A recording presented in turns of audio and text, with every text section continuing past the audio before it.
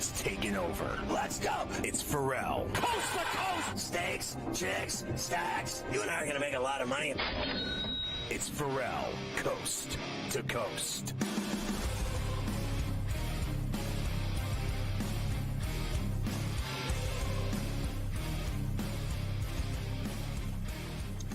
All right, hour 3 of C2C on a Thursday with Carver High and Ferrall in New York. Rashee Rice's attorney was talking today, Carver High. Has any of this been figured out yet with the Lambo and the crash in Dallas?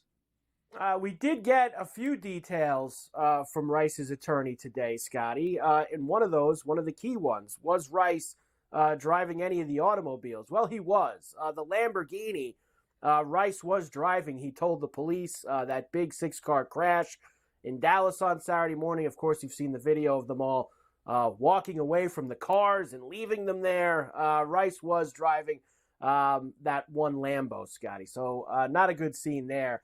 It amazes me, honestly, and I know you're going to say, don't these guys, who knows if there was obviously alcohol, drugs, that stuff's probably not going to come out, right. If ever, they all walked away. Like, you just saw what happened with Ruggs racing the car in the middle of the night in Vegas. What are we doing here? What are we doing? I'm going to put it as one of the top speeding cities I've ever been in. Let's just be clear. So Mafia was with me in Dallas, and we had I remember we had like some kind of rental car or something, and I just remember we were doing 100 miles an hour. We were doing 100 miles an hour on these freeways. We were going to events and doing things, and I was like, and Mafia was in the car. I was like, everybody's doing 100 miles an hour. Like, what are we going to do here? Like, doing 80, you're scared to death because there's people blowing by you doing 100, and you're, like, scared to death. So you either roll with it or you don't. I have never seen people speed at 100 miles an hour like I did in Dallas. Same thing in the outskirts of Las Vegas. You get away from that strip, and you get up on that 15 or you go here, there, anywhere to Summerlin, people are doing 90 miles an hour. There is no, they don't have the highways are perfect. Same thing in LA. If there's not traffic, like late at night, 10 o'clock till 4 in the morning, people are doing $120.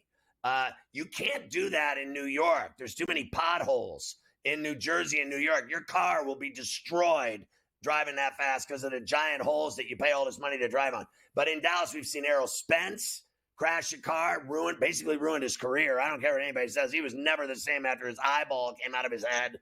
And now we've seen this guy, Rice, get in a huge wreck in Dallas. And I'll tell you what, it's the second one we've seen there. And it's bottom line, there's people drive, like down there, it's like there's no law. They just do whatever you want. There's no taxes, and people drive 100 miles an hour. I saw it with my own eyes. I was there for a week, and I mean, everywhere we went, we were doing 100 miles an hour. And I was like, what is happening here? This place is crazy. It really is. We've seen a lot of it down there, that's for sure. By the way, we welcome in all of our radio affiliates for Coast to Coast here on a Thursday, SportsGrid Radio, Sirius XM, Channel 159, Sports Byline. Great to have everybody with us here today. Before I get to the hoops, Scotty, I will tell you, second game of that doubleheader at Citi Field. Of course, the Tigers won the first game. Yeah. They now lead the second game. 1-0 in the third. Yeah. Tigers lead the Mets. So that, they have to find a way to win that game. The Mets have to win that game, or they're honestly they do. They're 0-6, and they literally I honestly don't think they'll recover from it. No. And the Cardinals had a 1-0 lead on the Marlins. I did just see the Marlins tie it up. 1-1. So 1-1 in the fourth. Scoreless in Minnesota between the Guardians and the Twins. They're in the fourth, and they are looks like they're getting close, Scotty, to starting in D.C. between the Pirates and the Nationals. So we'll see what's going to go on there with that. We mentioned the Final Four, you and Davis and you and Coach. We're talking about it a little bit before. We are almost there for Saturday in Glendale for the men. Of course, tomorrow for the ladies in Cleveland. I wanted to give you, first of all, did you hear the story with the UConn, with the travel and the plane? Yeah, and I heard they had some problems. They had some problems. NCAA is responsible for the travel. They left it like after midnight East last night because they couldn't get a plane. couldn't find a plane for them? Like, honestly, like a multi-billion-dollar organization, the NCAA. They couldn't get these kids a plane to fly out. And the game's not till Saturday, so I'm not too concerned about it from that aspect, Scotty. But it's just an embarrassment. Get the kids a plane. Can you get them there, like, not in the middle of the night? This is their way of fixing the Final Four, trying to even out the game so that UConn will have problems with Alabama. They have forced these kids to not eat and not fly until 1:30 in the morning. They're trying to even things out. It was all plotted by suits at the NCAA that have gambling problems. Well, I was saying last night, maybe just something else Hurley can say us against the world about, right? Another thing Hurley can stack on that imaginary pile of the us against the world they messed with our travel plans now. So there you go. Nobody likes us. Everybody's against us. We get no respect. Like, it is the weakest thing in sports. It happens every season, every sport, every league.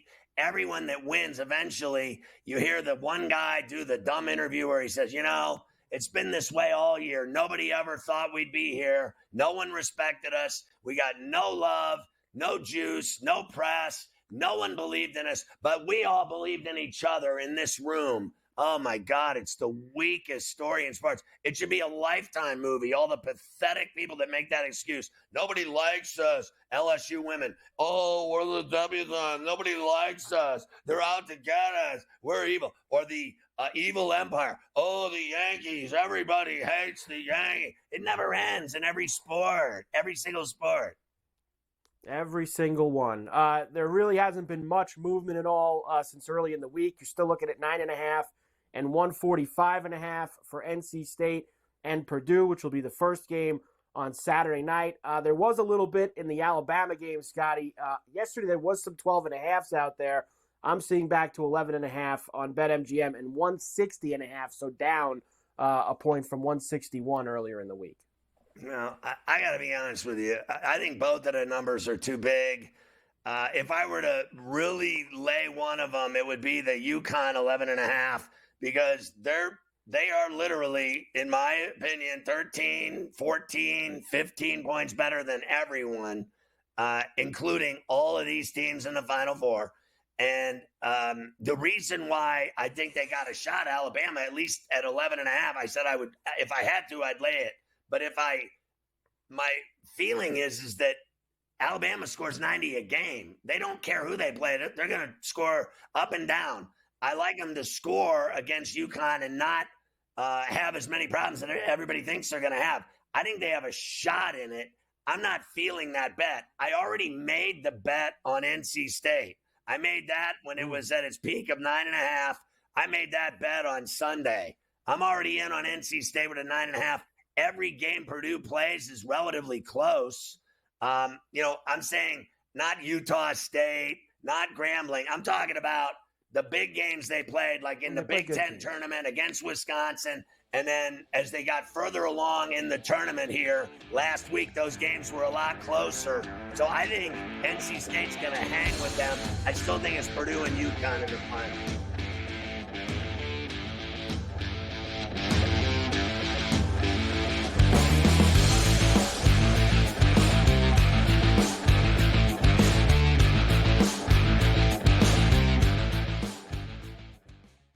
NC State, the Cinderella story continues. It creates a double team and then gets an assist. 3 assists already. Everything's going through the big man. Maybe one of the most dominant runs now with double-digit wins and 2 straight NC8A tournaments we have seen in quite some time in the Big Ten. Zach Edey does throw elbows. Zach Edey does duck in with his shoulder.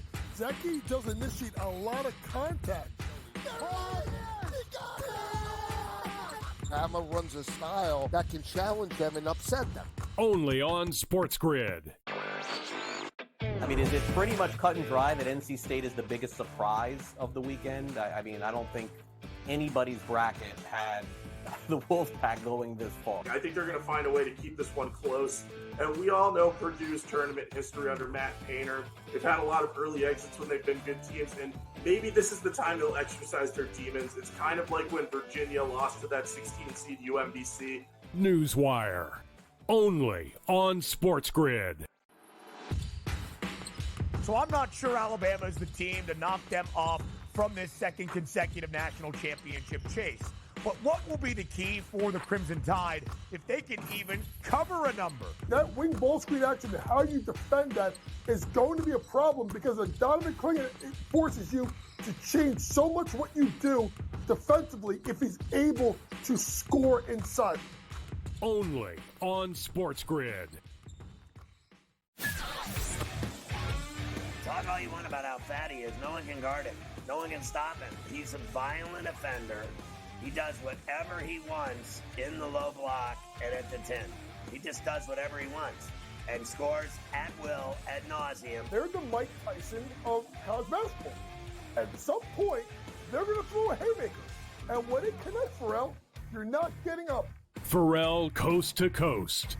Only on SportsGrid. It's smarter to be on SportsGrid. Your 24/7 sports wagering network.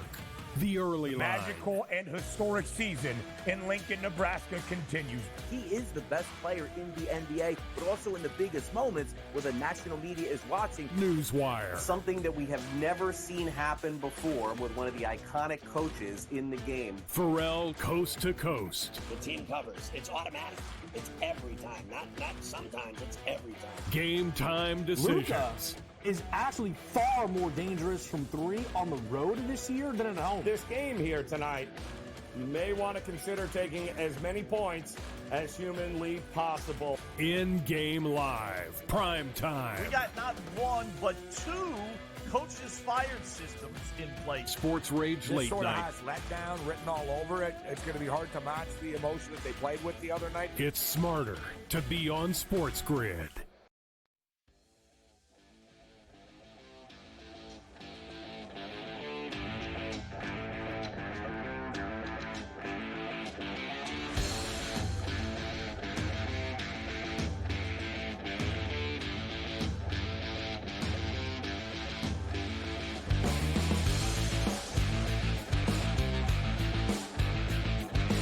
See where I'm coming from, Mike? Like, I like Alabama. I like that they can score 90 points. My problem is I don't believe they can stop UConn from scoring over 100. I mean that. I think UConn does whatever they want. That 30-0 run on Tennessee at the half, that was unlike anything I've ever seen in my life or whatever, last weekend. So, I don't know. That's the dangerous game, if you ask me. I don't know. How do you feel about it? Well, look, they obviously are going to come into this game with the weapon that you need to beat them, right? I mean, you got to be able to blitz them with the three. I mean, that's it. I mean, I feel like that's it. You got to be able to shoot big time from three-point range. If they have a bad night, live by the three, die by the three. And you're going to find out real fast because guess what? All they do is shoot threes. Threes and layups. And they're not going to get a lot of layups against that team. So if they're missing their threes early, Scotty, they're going to get buried. So they're going to need to hit them early and often, or else they're going to have themselves a very long night. But if they're hitting them, they're going to be in the game, and it's a weapon. But they got to hit them. Obviously, what UConn did that to Illinois, Tennessee gave Purdue a tight game. I think that's what I'm talking about, like what NC State can do with them based on the big fella Burns and their extreme confidence level. I think that there's nothing harder to do in sports than beat a team that's on fire, that is literally so confident that they don't even examine the thought of losing. They don't think they can lose to anyone, this NC State team right now. They think they're going to win every time they touch the floor. They're not afraid of Purdue. They're not afraid of this moment. They were supposed to be out of the tournament already. They won the 5 games and then North Carolina to win the title. And then everybody said, oh, they're going to have to wait till Thursday to play. That's the end of their run. And then they went boom, boom, boom, boom. And everyone said every step that they were going to lose. And they just kept winning. And now you're giving them 9.5 points. Christ, if it went to 10, I'd run down the street naked. They're the team that I got a problem with. You cannot stop teams with their confidence level the way they're playing right now. They deserve to be there, and they think they can win. Alabama's problem is stopping this UConn team. They move like no other, score like no other. And you're talking about an Alabama team that scores 90, like I said, but UConn scores more than them. They can do whatever they want to anybody. After what I saw in that game against Illinois, I've never seen anything like it. But we got a really good one tonight in Indianapolis, an NIT championship. I think that's very solid. We do.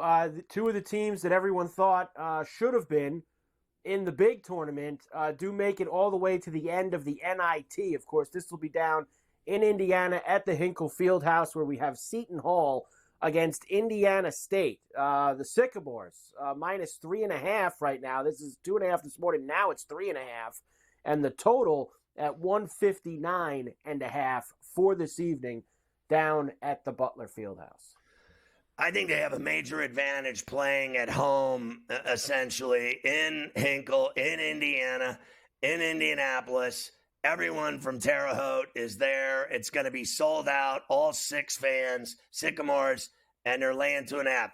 And I'll tell you why they're laying 2.5.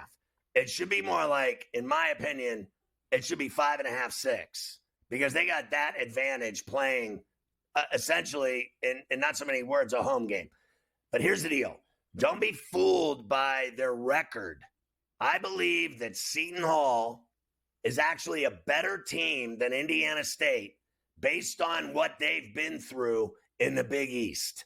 I think playing in the Big East is so much harder than what Indiana State did in their – that conference is weak. I don't care what anybody says. So that big fancy record of theirs against all them candy cream puffs, that don't do nothing for me. I know why they didn't get into the NCAA tournament, because the committee didn't respect that conference and the schedule and the teams they played and their quad 1, 2, 3, whatever. It's all this Ken Palm and all the rest. The fact of the matter is, and Mafia knows it, Holloway and this Seton Hall team is prepared for battle by the games they've played in the Big East. I think that's why it's only 2.5 tonight. I bet Indiana State because they're playing at home, but I'm going to say this loud and clear. I think Seton Hall is a better team than Indiana State. I won't be surprised at all if they beat them.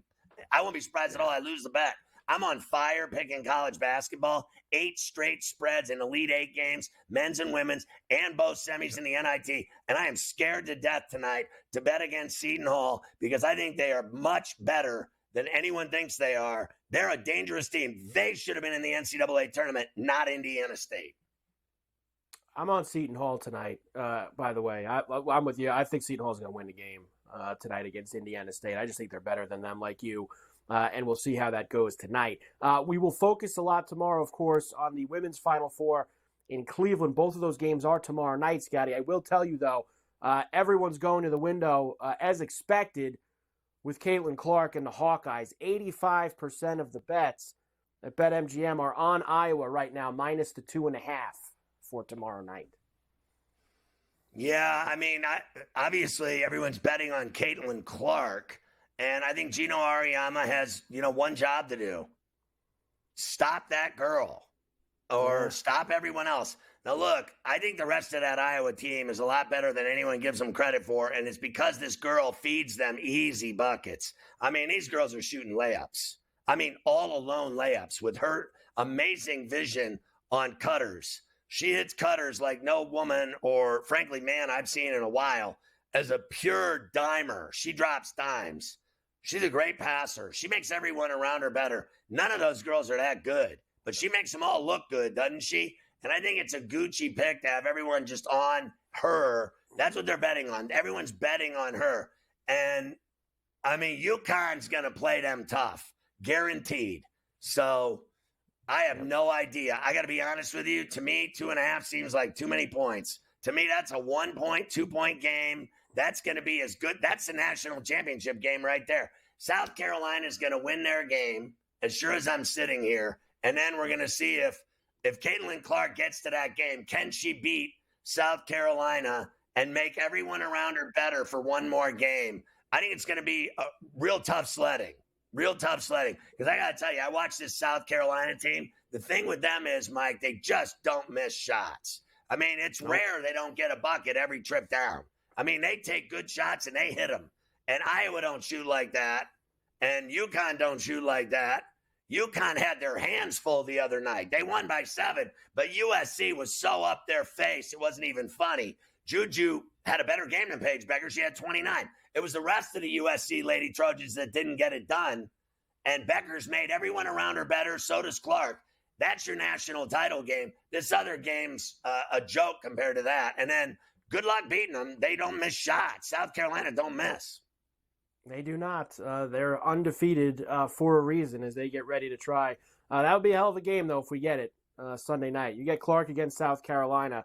That would do tremendous rating for the ladies. All right, there you go. We're going to come back. After you do Adam, we'll get into the NBA stuff, Scotty. We have a few games tonight. I have a few games from last night that I want to go over with you as well. I've got hockey still to get with you tonight. That we have to do. So a few things to accomplish. Quickly, I'll get one or two things in now. Lakers beat the Wizards 125-120. They didn't cover.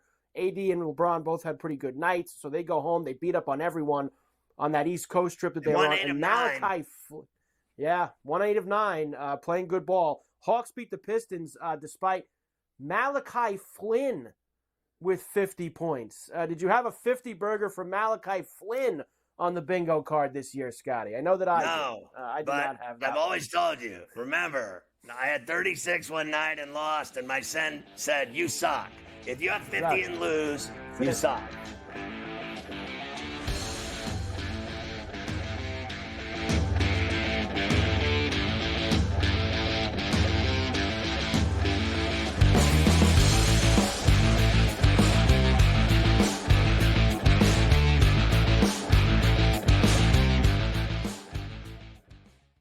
NC State, the Cinderella story continues. Creates a double team and then gets an assist. 3 assists already. Everything's going through the big man. Maybe one of the most dominant runs now with double-digit wins and 2 straight NCAA tournaments we have seen in quite some time in the Big Ten. Zach Edey does throw elbows. Zach Edey does duck in with his shoulder.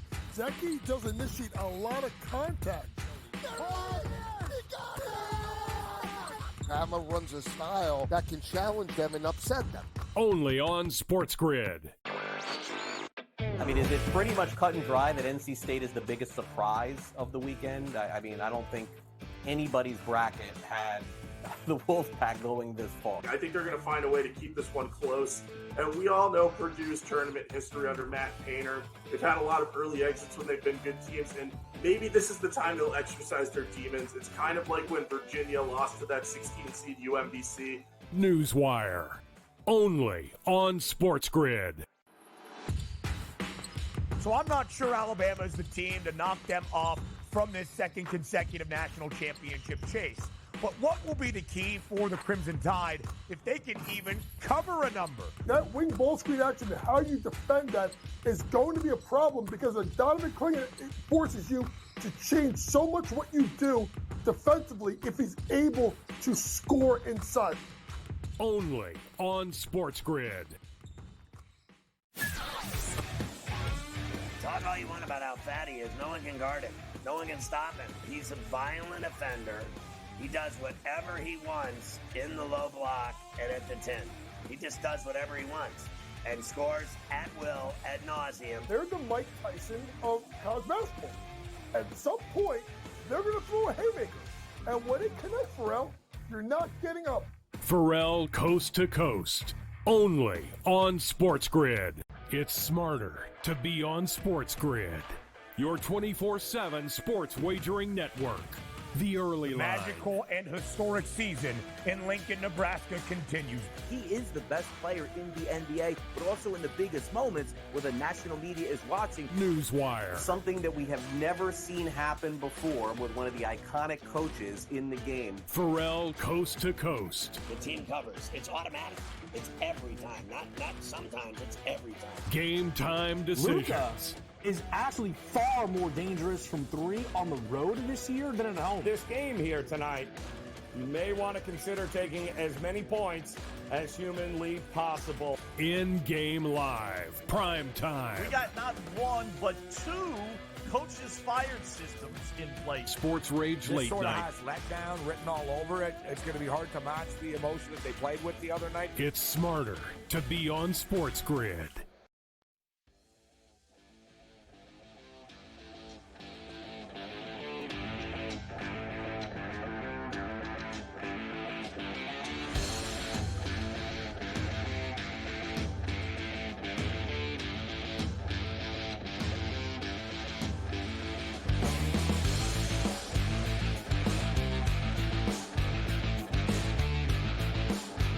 Adam Kaplan is our NFL insider on SportsGrid, the best in the biz. You can catch him on Coast to Coast regularly and across the board on the network. You can follow him on X at Kaplan NFL. Over 2 decades of covering the National Football League, and we love having him on C2C. We're going to go to this Diggs story again. Yeah. I'll just let you know that I have said from the beginning of this show that this guy was the biggest pain in the ass for the Buffalo Bills the last couple of years. All of his sideline antics, throwing temper tantrums, screaming and yelling at Allen, having his coach baby him in his ear, constantly having to deal with this guy's ego. He doesn't get enough targets. Meanwhile, he was targeted double any other player on the Bills the last 5 years. I don't want to hear it. I think they got rid of him because he was painful and a cancer. And you know what's crazy? I don't see how you get rid of your entire team full of talented guys. They got rid of their best players to pay Josh Allen. They got rid of everyone else. There is no way you're telling me they're winning anything. Well, first of all, they never won anything with them. Well, here's the interesting thing, and we'll get into the trade, what it means, and what I've heard. But the fact that their win total is 10.5, to me, it's ridiculous. It should be 9. Yeah. 2 new starting receivers, and this is unheard of. This is my 24th year covering the National Football League. I'm sure it's happened, but I can't remember a time that a team has a brand new secondary, 2 new starting corners, 2 new starting safeties going forward here. It's going to be totally retooled and revamped on both sides of the football. They've got the quarterback back, of course. They love Dalton Kincaid, the tight end, who had a really good season. He should be a breakout if you're into fantasy. You should love him this year. James Cook did a good job as a running back, but you got 2 new starting receivers and a brand new secondary. It can't be done in 1 year to be a bona fide playoff team. It's going to be hard for them to win division. I'm surprised that the Vegas odds makers still have them to win it. And they are at 10 wins. Their over is plus 100. The under, which I like, by the way, is minus 120. So they're getting that. And to win the AFC East, Scott, they're plus 155. So you tell me. So I need to go to this with you. First of all, I think the Bills' talk of them winning the division is insanity. I think it's a sucker play. I think bettors are actually already moving on the Jets and the Dolphins over the Bills. I think it's kind of a sucker play, if you ask me. Well, first of all, the Dolphins are going through some changes. They've got some offensive line changes. They've got to really fortify that offensive line. We talked about this for years. They lost Hunt, their star guard, to the Panthers, who signed that big deal. Their secondary is going to change. Vic Fangio is out as their defensive coordinator. He's now in Philly. Things have changed there. To me, it's wide open, to be honest with you. If Aaron Rodgers could play 15 or 16 games with that defense and their running game, they'll be right in at the Jets. So, yeah, you're right. The Patriots are bad. Their over-under total is 5.5 wins. We'll talk more about this next week. They've earned it. That's probably going to be an under there. We've got the draft coming up. But getting back to Diggs, you're right. There's no question about it. They wanted to move him. Now, one thing I want to explain to people is people are saying, well, as soon as Joe Brady became the offense coordinator, his numbers went down. No, that's not correct. Look what happened when Ken Dorsey was the offense coordinator last season. Before he got canned, the numbers were sliding down for Diggs. Then they cratered with Joe Brady. So he's a declining player. Now, he may not think so. The Texans don't think so. But talking to people around the league that look at his tape, he didn't look the same. You're We right. can say whatever we want. And he does turn 31 later this year. And look, the bottom line is they got decent draft compensation. Yeah, they didn't get what they were looking for probably for 2024, but overall they got pretty good draft compensation back. And they're just going to have to retool and rebuild this thing from within and trying to win. And division, again, by the way, is completely wide open. I don't care what the odds makers say. This thing's completely wide open. Listen, I said the same things and not so many words earlier. We've had this discussion today twice. I said that His 1,500 and 1,400 seasons were the last time he was good. Yep. He was never good after that. When they went to the 13-second game, Davis had 4 touchdown catches in that game. He didn't do jack. Last year, he dropped bombs in the playoff games that would have won the game for him. He has dropped off precipitously, and that's all there is to it. And then I can't even fathom. Adam, give me your inside opinion on this. I cannot believe that today the Texans let him out of the last 3 years of his contract so he can be a free agent after this year when he's going to be, all he ever does is complain. That's all he's ever done is complain in the NFL. He's a prima donna. All he's ever done is had these antics and sideline meltdowns, and it's always about me, I hate guys like this. Now they've given him 3 years out. He can be a free agent after this season. Do you think he'll last there, or is he going to move around like luggage at an airport to airport? All right, here's why they did it. First of all, he never would have seen the money in future years. The money was so enormous. The cash, he just never was going to get it anyway. So they had to agree to this. By the way, he had to agree to it. Obviously, he's going to do that because he'll become a free agent. But he's betting on himself because the bottom line is at 31 years old, and he'll turn 32 next year, we all, if we're being honest here, he's not going to be the same player. You don't get better in your 30s. You slowly sometimes regress. You just don't have it in your legs. Talking to veteran receivers over the years, it's usually 31 or 32 that you lose your legs a little bit. You lose your speed, but It's not going to be all on him. Let's go to the Texans here. Nico Collins, who had a breakout season with great quarterback play from C.J. Stroud. He's on the final year of his rookie deal. He's their X receiver. He stands on one side. Diggs will be their Z. Tank Dell probably will play inside. He could play inside or outside. Now, here's what they learned. When Tank Dell broke his leg, they were kind of struggling in that receiver position opposite Collins. Noah Brown is a pretty good backup receiver is there. And they were able to get Dalton Schultz back. This is an incredible group of receivers and tight end.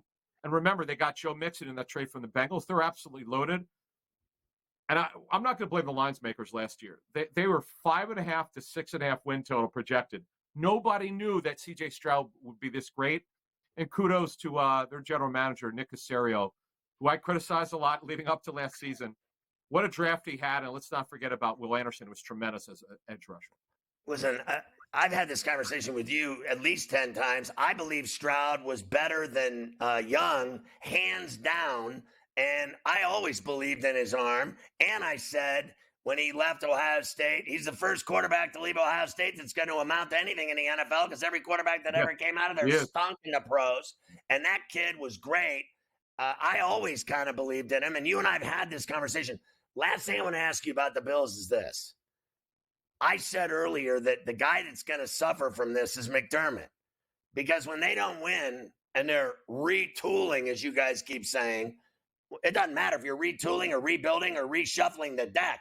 The reality is this. If you don't win, they're going to blame someone, and they're going to blame him. Meanwhile, they got rid of all of his players. So this guy's cooking dinner, as Bill Parcells said, and he ain't got no potatoes and beef. Yeah, it's going to be hard, man. It's going to be hard. But they needed to get younger. See, they kept going for it and keeping these older players, and they rolled snake eyes this last season. So they walked away from everyone. Yeah, look, change is good sometimes. I know Carver being a big Bill fan, he knows this. They had to get younger. This had to happen. It's going to be painful. They took a massive salary cap hit. They decided to get rid of – that tells you, by the way, that they wanted Diggs off the roster. They decided to do this now instead of waiting towards next season. Most people thought it was either going to be this year or next year, and they decided to do it now. And they'll have to kind of rebuild within with trying to win. And it's hard to do that, by the way. The Seahawks have tried to do that after they broke up the Legion of Boom. That was really difficult to do. They're still trying to do it. But the Bills have the quarterback. They got a good tight end. They got a good running back. But they've got a lot of work to do. I'm looking forward, by the way, to see what they do in the draft. And also that division, the AFC East, to finish this off is completely up for grabs.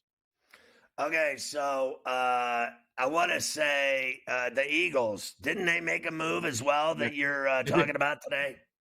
Yeah, this is great. So they signed Jordan Mailata to this second extension of his career. This guy's unbelievable.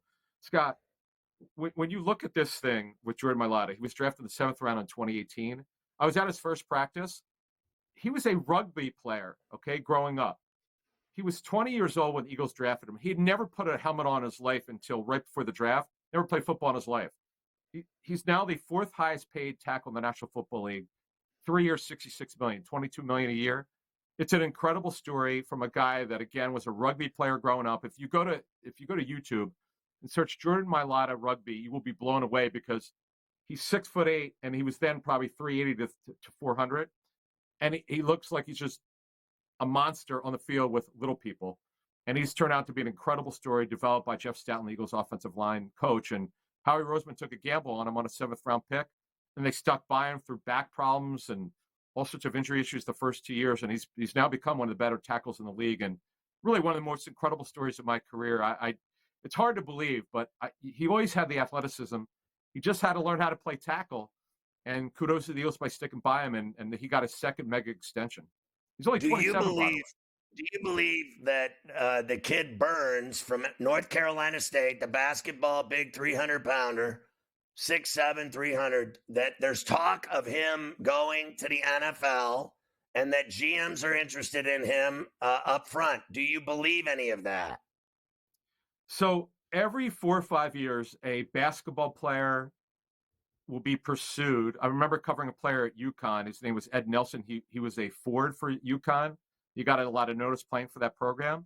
They always look at these guys. Remember, obviously, Antonio Gates, who didn't play college football, who we saw in the NCAA tournament. Tony Gonzalez, of course, was a great story. So, look, they'll look at him, but the reality is this guy's a basketball player. A pretty good one, by the way. Yeah, he's enormous. I think that's what they're looking at, his size and weight, that he could step back and shove his fist in someone's face and be good.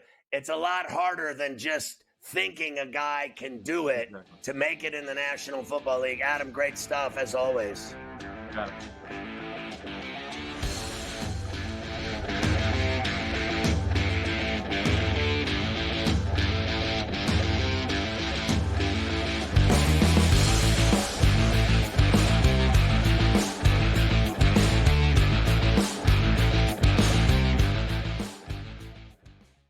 NC State, the Cinderella story continues. Creates a double team and then gets an assist. 3 assists already. Everything's going through the big man. Maybe one of the most dominant runs now with double-digit wins and 2 straight NCAA tournaments we have seen in quite some time in the Big Ten. Zach Edey does throw elbows. Zach Edey does duck in with his shoulder. Zach Edey does initiate a lot of contact. Bama runs a style that can challenge them and upset them. Only on SportsGrid. I mean, is it pretty much cut and dry that NC State is the biggest surprise of the weekend? I mean, I don't think anybody's bracket had the Wolfpack going this far. I think they're going to find a way to keep this one close. And we all know Purdue's tournament history under Matt Painter. They've had a lot of early exits when they've been good teams, and maybe this is the time they'll exercise their demons. It's kind of like when Virginia lost to that 16-seed UMBC. Newswire. Only on SportsGrid. So I'm not sure Alabama is the team to knock them off from this second consecutive national championship chase. But what will be the key for the Crimson Tide if they can even cover a number? That wing ball screen action, how you defend that is going to be a problem because Donovan Clingan forces you to change so much what you do defensively if he's able to score inside. Only on SportsGrid. Talk all you want about how fat he is. No one can guard him. No one can stop him. He's a violent offender. He does whatever he wants in the low block and at the 10. He just does whatever he wants and scores at will, ad nauseum. They're the Mike Tyson of college basketball. At some point, they're going to throw a haymaker. And when it connects, Ferrall, you're not getting up. Ferrall Coast to Coast. Only on SportsGrid. It's smarter to be on SportsGrid. Your 24/7 sports wagering network. The early line. Magical and historic season in Lincoln, Nebraska continues. He is the best player in the NBA, but also in the biggest moments where the national media is watching. Newswire. Something that we have never seen happen before with one of the iconic coaches in the game. Ferrall Coast to Coast. The team covers. It's automatic.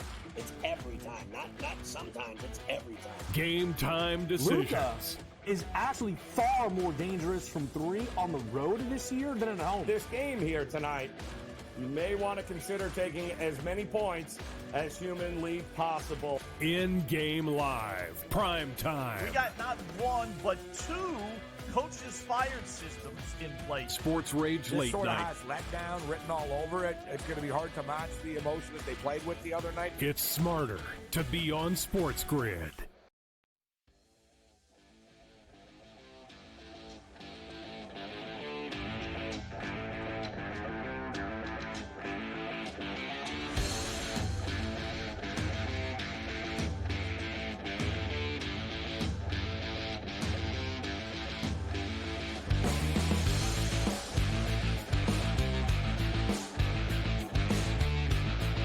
Some people can't figure out how baseball can fix their uniform problems, and some people have problems figuring out how BetMGM just gives away $1,500 to everyone that burps. I can't, for the life of me, have this thing cornered.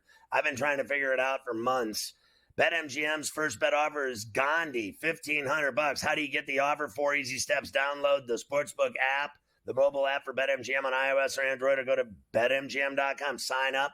Deposit at least $10 into your account, place your first wager, and receive up to $1,500 back in bonus bets if the bet loses. Hear me loud.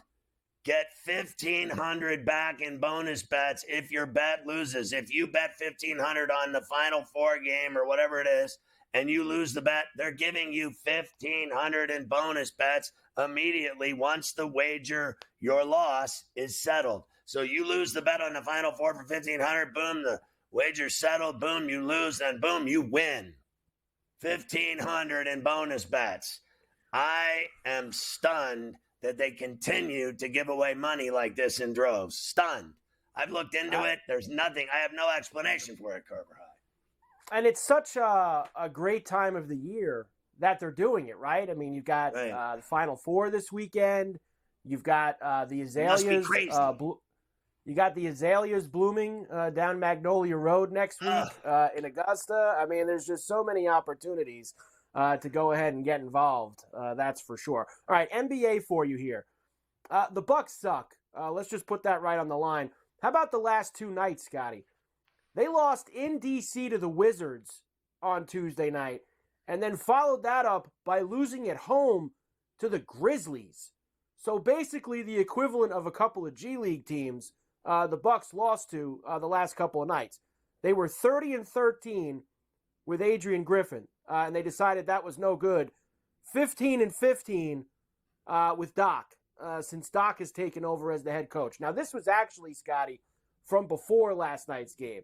Doc, talking about on the road, where they're under 500 this year. Very telling from Doc. As usual, sees problems with everyone else except himself. I don't know. I think focus. I don't know what it is. It's funny. I've actually been sitting back and watching everything. Not just our players, but our travel crew, everything.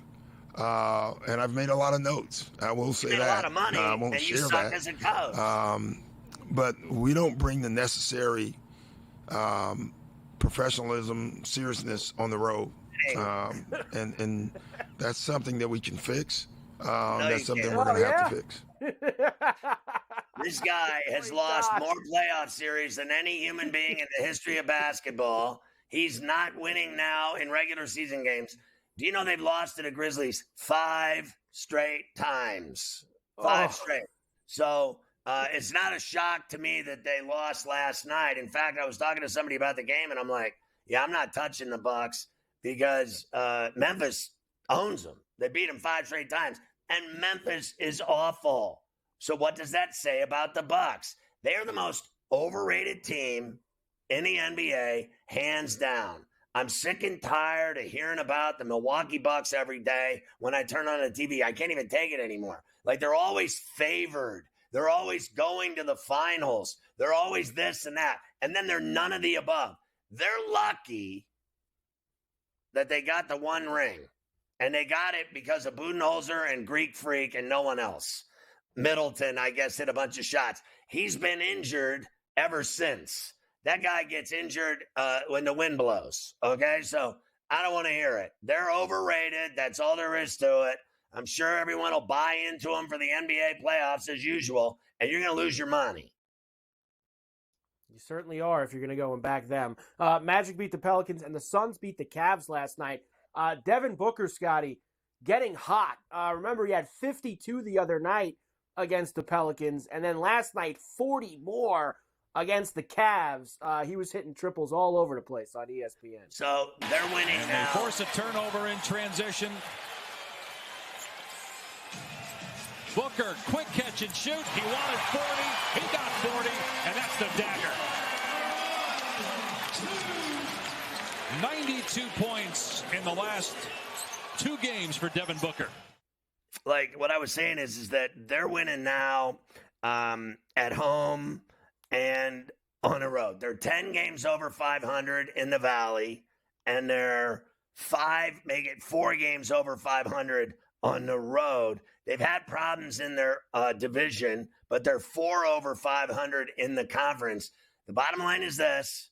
They are actually now in sync, it would appear to me, with Katie Beal and Book. The 3 of them are all healthy and playing, and they've become viable. Not only that, they're not in a play-in.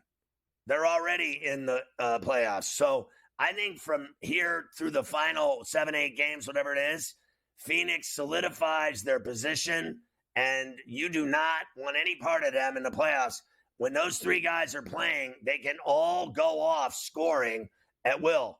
All 3 of them, just so we're clear, get their shots. They get their space and their shots like no other. Like Beal does not have any problem getting space. Booker scores at will. And Durant is unguardable. We all know if he puts it on the deck, he can get it stripped. But when he wants to find his spot on the wing or at the elbow, and he does that all the time, constantly going left and jacking that shot, and he never misses, or straight out, or that deep 3-wing shot he makes, he can make all those shots. You get 3 of those guys going, they are a dangerous team. They are a dangerous team indeed. All right, you and Coach already talked earlier about Randall. He's finished for the Knicks, so he's not going to be part of their plans. Should have just had the surgery in January. Should have done that. He was trying to come back, but now they're in a tough spot because, like you said earlier, probably not going to be ready for the start of next year now because they waited so long to go and get that done. Vince Carter and Chauncey Billups among those who are allegedly going to be in the 2024 Basketball Hall of Fame class. All right, let's get to tonight. The Sixers are in South Beach against the Heat tonight. Embiid's questionable. Of course, he came back the other night, Scotty, had his 24 points in 29 minutes. Looks like Butler's going to play as well for the Heat, who are 3.5-point favorites here. 209.5 is the total. Yeah, I bet the over. I've seen it go down to 208.5. I bet the over in this game, and I still like Miami at home. And if Embiid comes back, remember, he hasn't played in 3 months. So let's calm down on Fatso running up and down the court, chugging up and down the court, and putting up a 35-18 double-double. It's not happening. I mean, my man can barely run when he's healthy, let alone when he hasn't played in 3 months. He is in no cardio basketball shape at all, and that's all there is to it. And all of these people that are saying that I have heard every guy and their sister and brother and mother and cousin say that the Philly Sixers are the bye for the playoffs with Embiid back. Let me tell you something. Here's another team you're going to lose all your money on. They never win anything, even with him.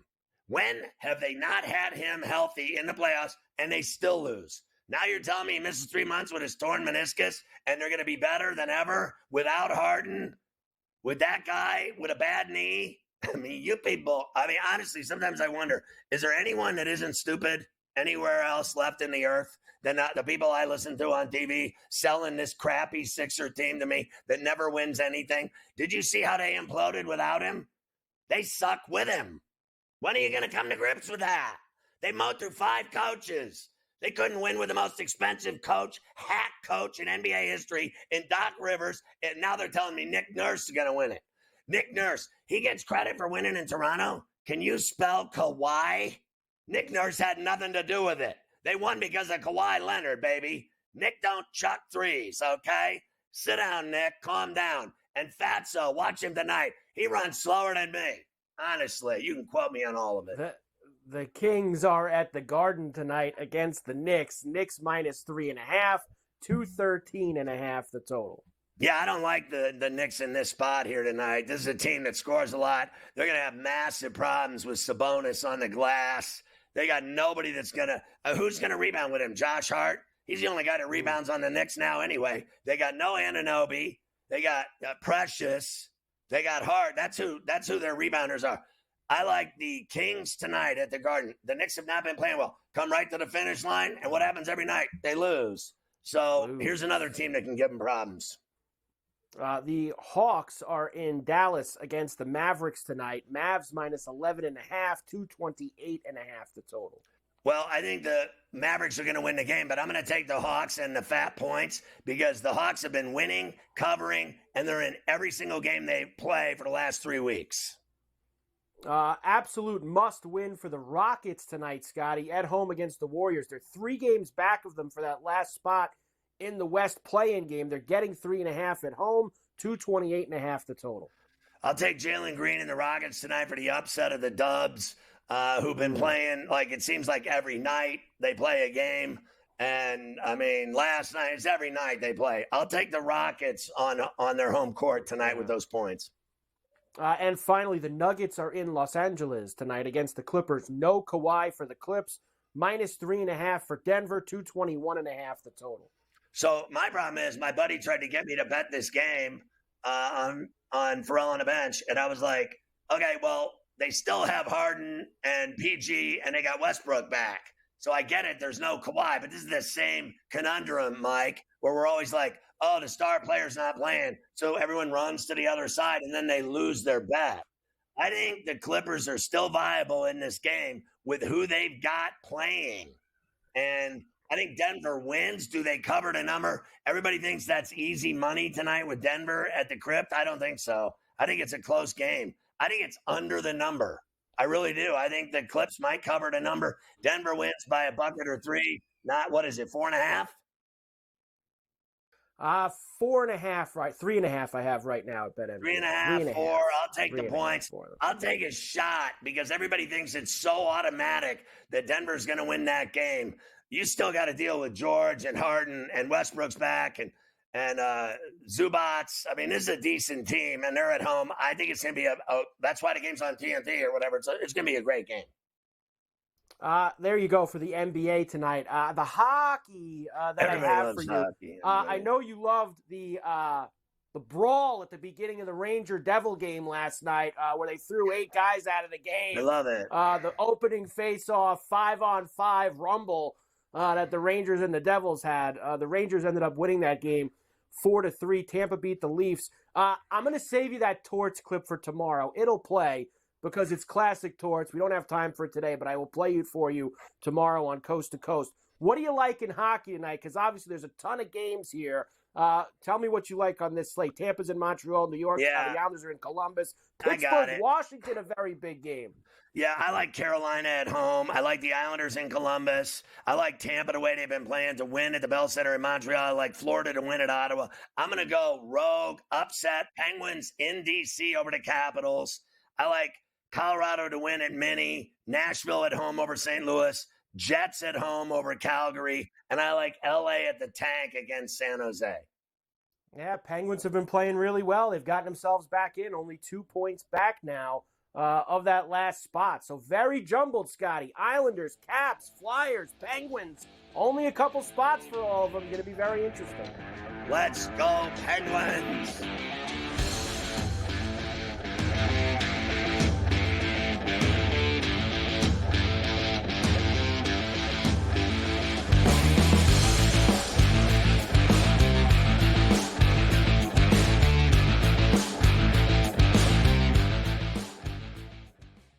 NC State, the Cinderella story continues. Creates a double team and then gets an assist. 3 assists already. Everything's going through the big man. Maybe one of the most dominant runs now with double-digit wins and 2 straight NCAA tournaments we have seen in quite some time in the Big Ten. Zach Edey does throw elbows. Zach Edey does duck in with his shoulder.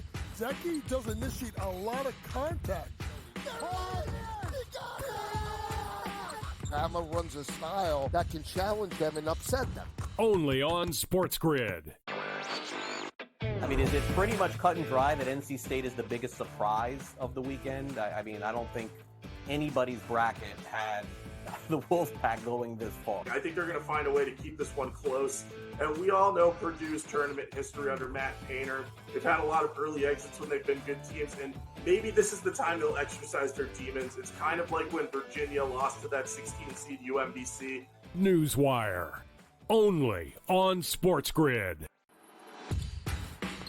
So I'm not sure Alabama is the team to knock them off from this second consecutive national championship chase. But what will be the key for the Crimson Tide if they can even cover a number? That wing ball screen action and how you defend that is going to be a problem because a Donovan Clingan, it forces you to change so much what you do defensively if he's able to score inside. Only on SportsGrid.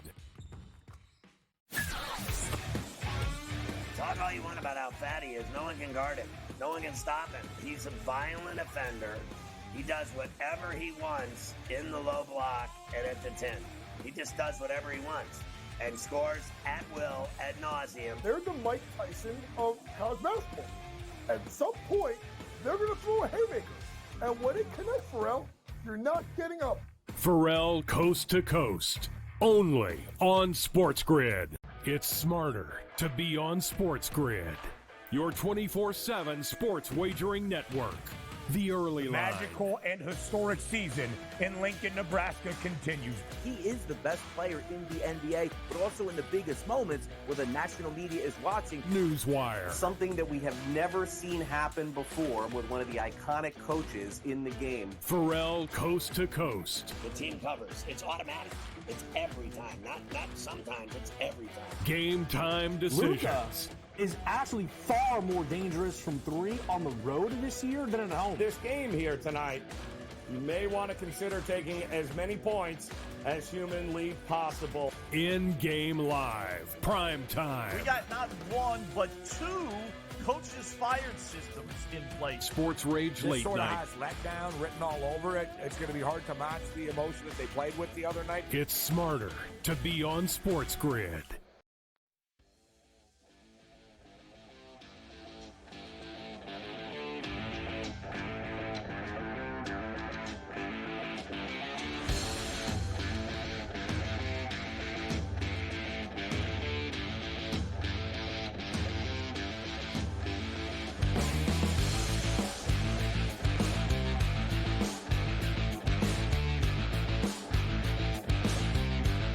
All right, Ferrall, it's time. College Football Super League is being discussed by school presidents. Wow, everything's turning into Super Leagues. Tiger Woods abstaining from sacks while training for the Masters. I do not see the point in this. What does that have to do with playing good golf? I would think that a little bit of relations the night before the opening round might help me on the first couple of holes. Louisiana bans prop bets on college players starting August 1st. I believe that by football season, prop betting on college athletes will be banned in every state. Attacks in New York City transit jump 53% as subway murders surge. Anybody want to get on the train under the ground? Crypto hot shot, raped wife, withheld food, forced her to groom his onions. What is happening here? Forced onion grooming. Wait a minute. Trump endorses a fan comparison of his porn star troubles to the persecution of Jesus Christ. He's now comparing himself to Jesus Christ. I have seen it all. Ron DeSantis signs a law restricting social media for people under 16. What do you mean? You people. California police returned 800 grand of weed to a distributor after a raid. How come I never run into that kind of... Never mind. Atlanta man uses a bike with a giant magnet to remove 410 pounds of screws, nails, sharp objects from streets. You talk about community service. My man's driving around with a magnet, picking up nails and sharp objects. A Mount Everest law now in place. You have to clean up your own cable. You're no longer allowed to go hiking and just yam up anywhere. You have to bring it down like you were walking your dog. GTD is next. Go to FerrallOnTheBench.com for action and all my funny videos. We'll see you tomorrow on Coast to Coast. Enjoy the NIT Championship tonight.